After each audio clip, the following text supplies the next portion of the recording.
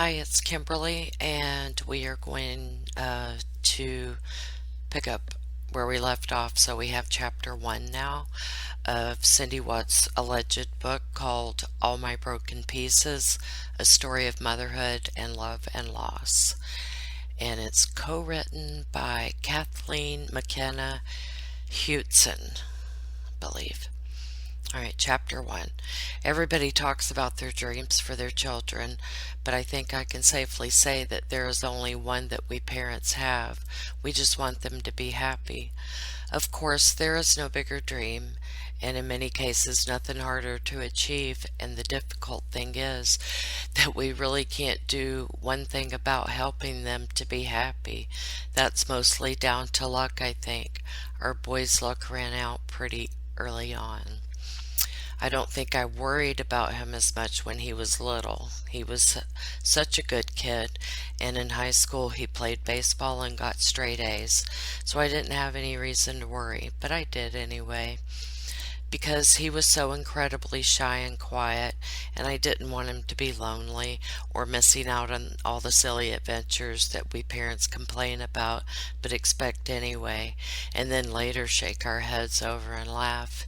He was terribly serious at an age when most kids aren't. Our daughter was so busy and overscheduled with friends and boyfriends and keeping AT&T in business and pushing our rules that it was hard not to notice the differences between them as teenagers. Still, what more could I have reasonably wanted than a son who did all the right things and just seemed to enjoy going to see NASCAR races with his dad while maintaining high grades and playing sports? And yet, okay, I'd hear from my mother, who the kids called Oma, about the school pickups. I was working, and so she would go and collect the kids for me after school. She'd drive up to get Chris first at his elementary school, and promptly out he would come, my sweet boy, ambling out the door, giving her his quiet smile and saying thank you as he got into the car to wait with her for his sister. Wait, they did too. Sarah was so popular. By the way, let me stop it here. For whatever reason, Chris Watt's sister, Jamie, her name in this book has been changed to Sarah. So, wait, they did too. Sarah was so popular that it could take her a good half hour or more after school to say goodbye to all of her friends that she wouldn't get a chance to talk to by phone in an hour or so. It used to drive my mom crazy. Both my kids were born kind. It's just that Sarah never met a stranger in her life, and Chris, well, he liked people just fine, but he came out reserved and quiet, just like his dad, and he stayed that way. He had a few close friends, and I guess if I wondered how it would go for him later, and I did because I'm a mother. I hoped that somewhere out there ahead of him was a sweet girl who would think like I had about Ronnie and value him for what he was. She would, I hope, simply enjoy being with my sweet, good, hard-working boy and build a life with him. With Sarah, I knew she would have her pick and pick right when she was ready, and she did. She went to college, fell in love with Steve, married him, and started her career and living happily ever after in the usual small starter house. With Chris, I didn't think so much as hope for the best. He was so shy, in fact, that a girl had to ask him to senior prom.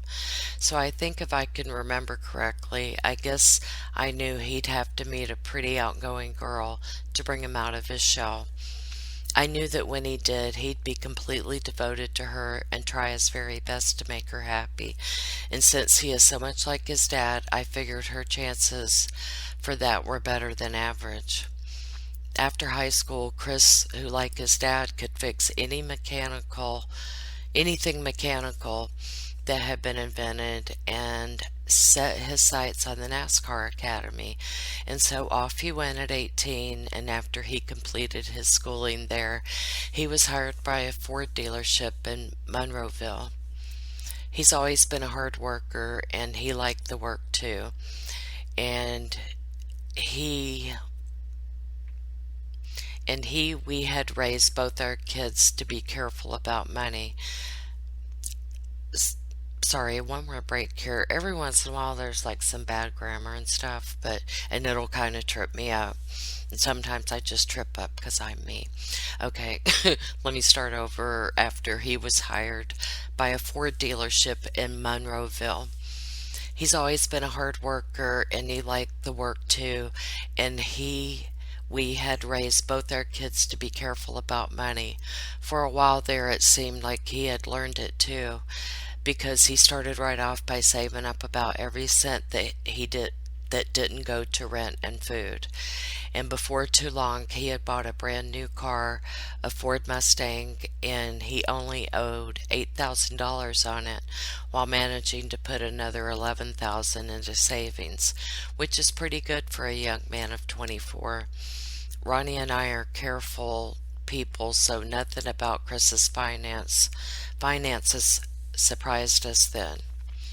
In what spare time Chris had, he continued his lifelong enjoyment of exercise and being outside and coming down to visit us and his sister and our new family member, Sarah's little boy named Wyatt.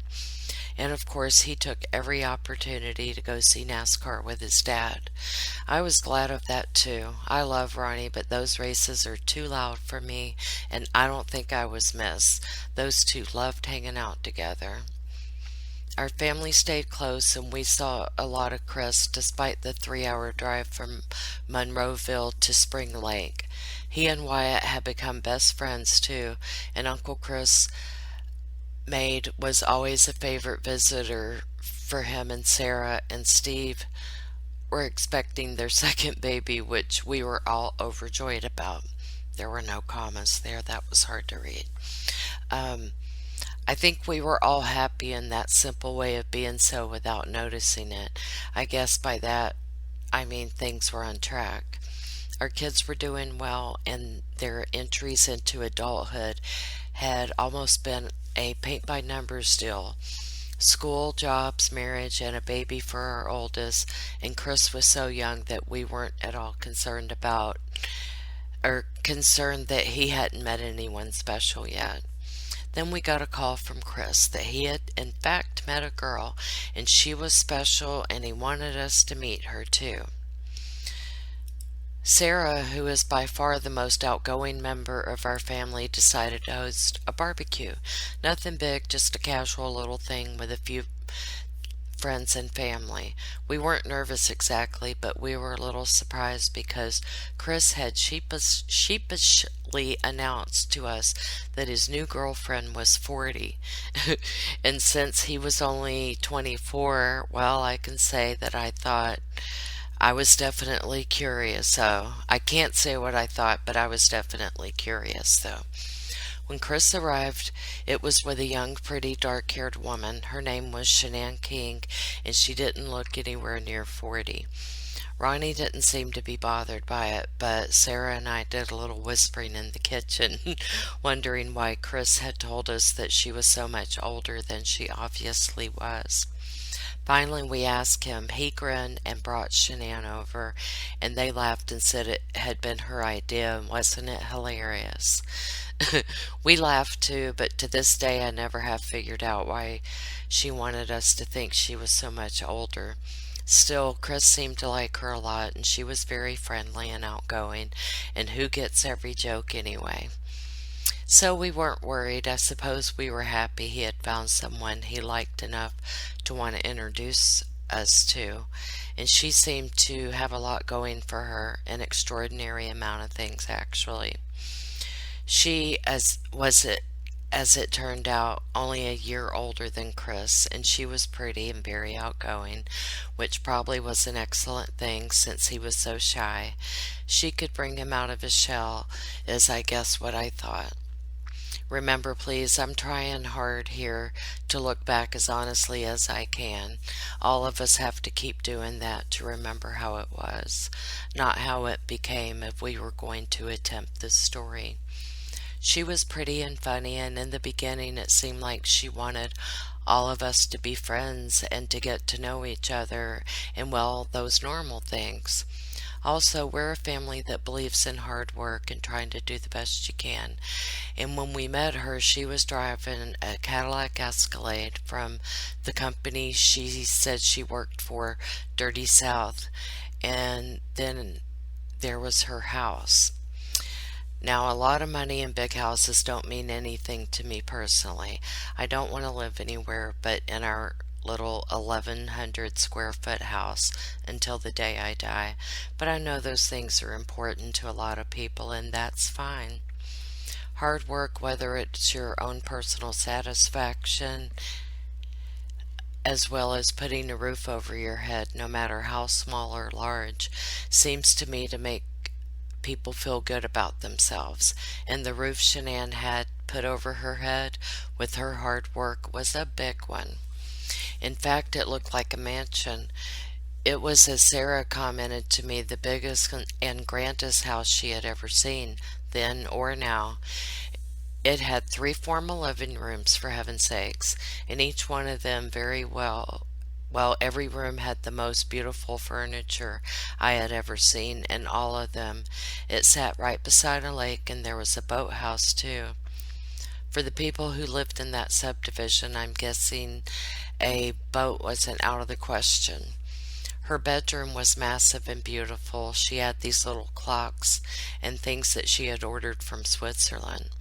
It was perfect, like a castle, and she said that she had bought and paid for it with her job from Dirty South by the age of 25.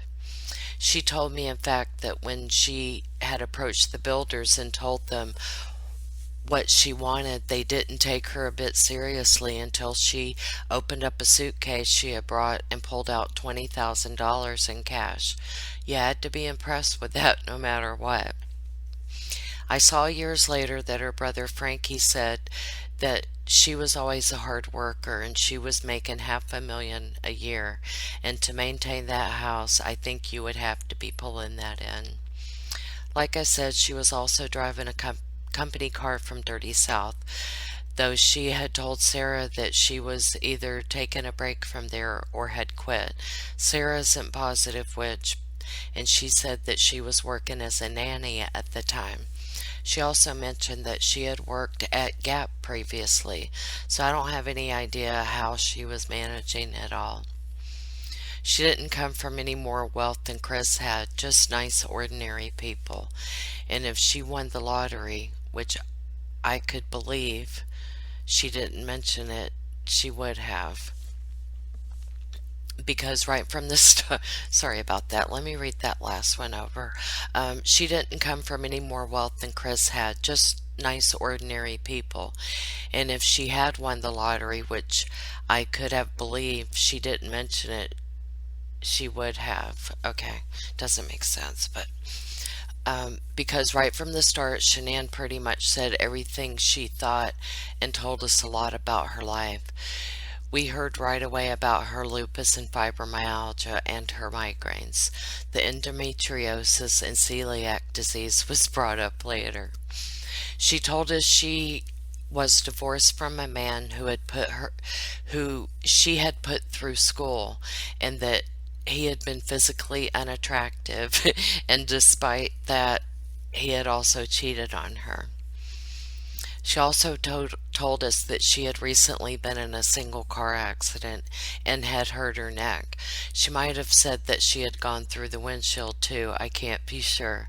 She seemed to be healthy and happy all the times we saw her, so I suppose she was just a very strong person. At any rate, despite some confusion on how she had managed the house or where she worked, I think she just dazzled Chris. Sure, he was supporting himself and doing really well, especially for his age, but she was living in a house that cost nearly $500,000 and had furniture and art inside that was probably worth half that again, and her car was an Escalade after all. So if she had started talking to him right away about what to do with money, he most probably would have listened to her. He certainly seemed to be listening to everything she told him right from the beginning. And that's the end of chapter 1. We'll pick up in the next video at chapter 2. Thank you.